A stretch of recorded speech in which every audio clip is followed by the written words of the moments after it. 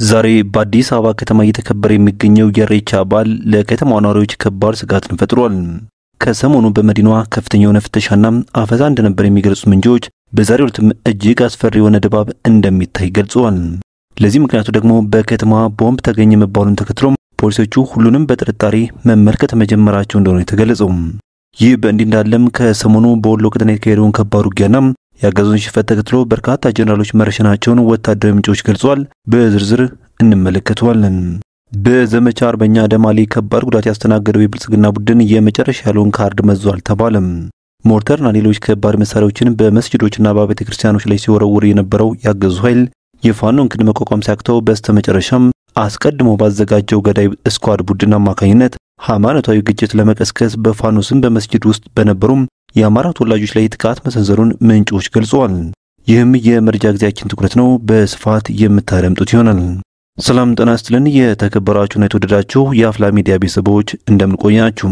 ክቡራን ቤተሰቦች በዚህ መረጃ ጊዜም ቀደም ሲል ባርሱ ያስደምጥናችሁን ዜናዎች እንዲሁም ሌሎች መረጃዎችን በስፋት ወደ እናንተ እናደርሳለን።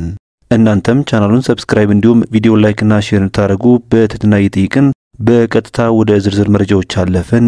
አብራችሁን ቆዩም።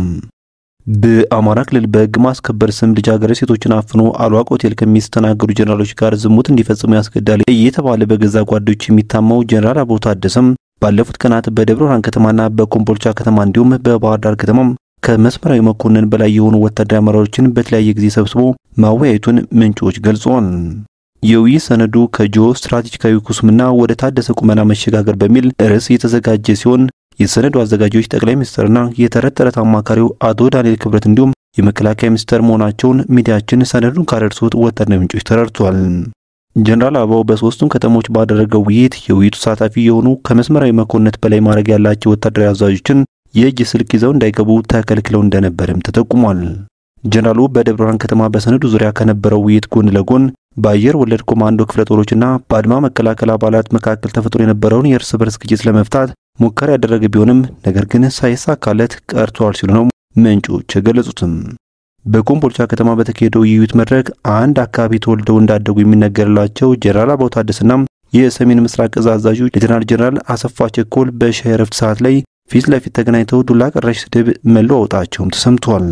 የጸው መነሻ አበባው በቀልድ መልክ አስመስሎ የማዕረግ እድገት ስላልተሰጠህ ተናደህ እዙን በፋኖ እንዲጠቃ አስደረግከው አይደል በሚል ስለተናገረው ነው የተባለ ሲሆን ሌተናል ጀነራል አሰፋ ደግሞ ያገር ልጅ መሆን በዚህ ልክ ያናንቃል ወይ? ሌሎች የኦሮሞ ተወላጅ የሆኑ ወታደራዊ አመራሮችን ቀና ብለህ አታይም? እኛ ላይ ሲሆን ግን ምላስን ታስረዝማለህ የሚል ምላሽ ሰጥቶታልም የተባለው። በዚህም በሁለቱ ወታደራዊ አዛዦች መካከል የነበረው እንችልሽ የሻይ ረፍት ሰዓቱ አልቆም ባይገላገላቸው ኑሮ ወደ ቡጢ ይሸጋገር ነበር ሲሉ ነው ምንጮቻችን አክለው ይገለጹትም። ይህ በእንዲህ እንዳለ ሰሞኑን ወልዲያን ጨምሮ በሰሜን ወሎ ዞን በተደረገው ውጊያ ለደረሰው ሽንፈትና ኪሳራ ተጠያቂ ናቸው የተባሉ 28 የሰሜን ምስራቅ እዝ ከፍተኛና መካከለኛ እንዲሁም የበታች ወታደራዊ አመራሮች መረሸናቸውን ወታደራዊ ምንጮች ገለጹም። እንደ ምንጮች ገለጻ ከሆነም ደረቅ እርምጃው ከተወሰደባቸው መካከል አብዛኞቹ የአማራ ተወላጆች ናቸው የተባለ ሲሆን ከአመራሮች በተጨማሪ የፋኖን ጥቃት መመከት የሚችል የውጊያ ንድፍ አውጥታችሁ አላዋጋችሁም የተባሉ አዋጊዎቹ ይገኙበታል ተብሏል። በተያዘ መረጃም ሰሜን ምስራቅ እዝ በሰሞኑ ውጊያ ሙትና ምርኮኛ ከመሆኑ የተረፉ ወታደሮችን ሰብስቦ የስነ ልቦናና የአቅም ግንባታ ስልጠና እየሰጠ መሆኑ ታውቋል። ስልጠናው እየሰጠ የሚገኘው በወልዲያ ከተማ ሲሆን ከመከላከያ ተቋም መምሪያ የመጡ የስነ ልቦና አማካሪዎችና ሌሎች ወታደራዊ አመራሮች ናቸው ስልጠናውን እየሰጡ የሚገኙትም ተብሏል። በስልጠናው ፋኖ ብቻውን አልመታችሁም፣ የሻቢያ ጦር አግዞት ነው እንጂ ብቻውን ቢሆን በዚህ ልክ አያተቃችሁም ነበር፣ የናንተን ጀግነት እናውቀዋለን፣ ጥቃቱን ለመከላከል የቻላችሁትን ሁሉ አድርጋችኋል፣ ኮርተንባችኋል፣ ፋኖ አስርጎ ያስገባችሁ አመራሮች ናቸው ለጥቃቱ ያጋለጧችሁ፣ ተለይተው እርምጃ ተወስዶባችኋል በሚል ለወታደሮቹ በተደጋጋሚ ሲነገር እንደነበርም ሚዲያችን ስልጠናውን ከተሳተፉ ወታደሮች ለማወቅ ችሏል። በስልጠናው ወቅት ከሰራዊቱ መካከል አንዳንዶቹ ጥቃት የሰነዘሩብንን ፋኖች እናውቃቸዋለን፣ ሌላ ተጨምሯል በሚል ራሳችን ማሞኘት አንፈልግም፣ ከዚህ ልክ መንግስት ለችግሩ ፖለቲካዊ መፍትሄ ያስቀምጥ በሚል በመናገራቸው ከስብሰባ አዳራሽ እንዲወጡ ተደርገው የተወሰዱበት ቦታም አልታወቀም ሲሉ ነው ወታደራዊ ምንጮቹ ገለጹትም።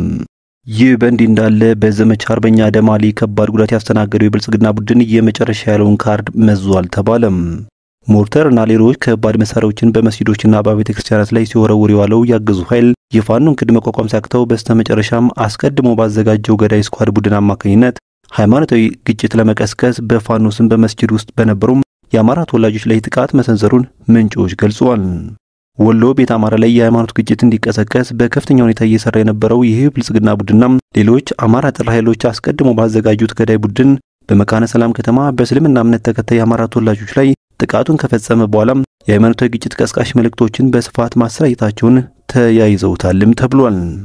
ክቡራን ቤተሰቦች መረጃችን ሲቀጥል የእስራኤል ባህር ኃይሎች በጋዛ ለሚገኙ የራብ አለንጋ እየተገረፉ ለሚገኙ በሺዎች የሚቆጠሩ ፍልስጤማውያን ሰብአዊ እርዳታ ለማድረስ ከ450 በላይ በጎ ፈቃደኞችን የጫኑ የግሎባል ፍሎቲላ መርከቦችን በቁጥጥር ስር መዋሉን ተከትሎም በመላው ዓለም ከባድ ተቃውሞ ገጠመው።